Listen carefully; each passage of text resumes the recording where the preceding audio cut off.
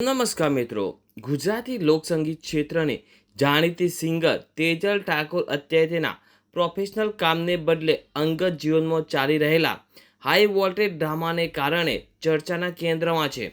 Social media પર તેના પૂર્વ પતિ રાજભા ઝાલાનો એક વિડીયો વાયરલ થયા બાદ આ વિવાદ હવે જાહેર જનતા વચ્ચે આવી ગયો છે. પૂર્વ પતિના આરોપો સામે તેજલ ઠાકોરે પણ મૌન તોડ્યું છે અને પોતાના છૂટાછેડાના સત્તાવાર દસ્તાવેજો સોશિયલ મીડિયા પર શેર કરી વળતો જવાબ આપ્યો છે. રાજભા ઝાલાએ સનસનાટિયા ભર્યા આક્ષેપો કર્યા. સોશિયલ મીડિયા પર વાયરલ થઈ રહેલા વિડીયોમાં રાજભા ઝાલા અત્યંત ગંભીર હાલતમાં અને વ્યથિત જોવા મળી રહ્યા છે.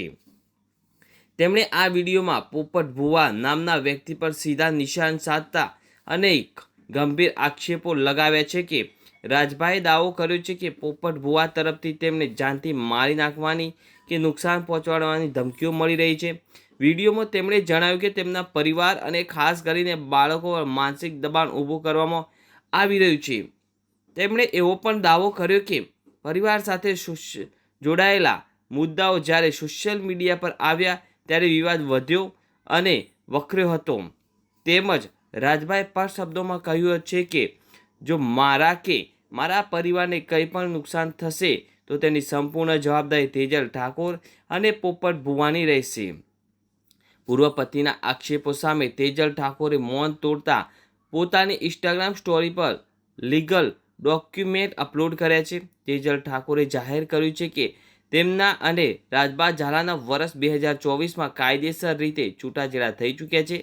આ ડોક્યુમેન્ટ શેર કરીને તે સાબિત કરવા માંગે છે કે હવે રાજભા સાથે તેને કોઈ કાયદાકીય સંબંધ નથી.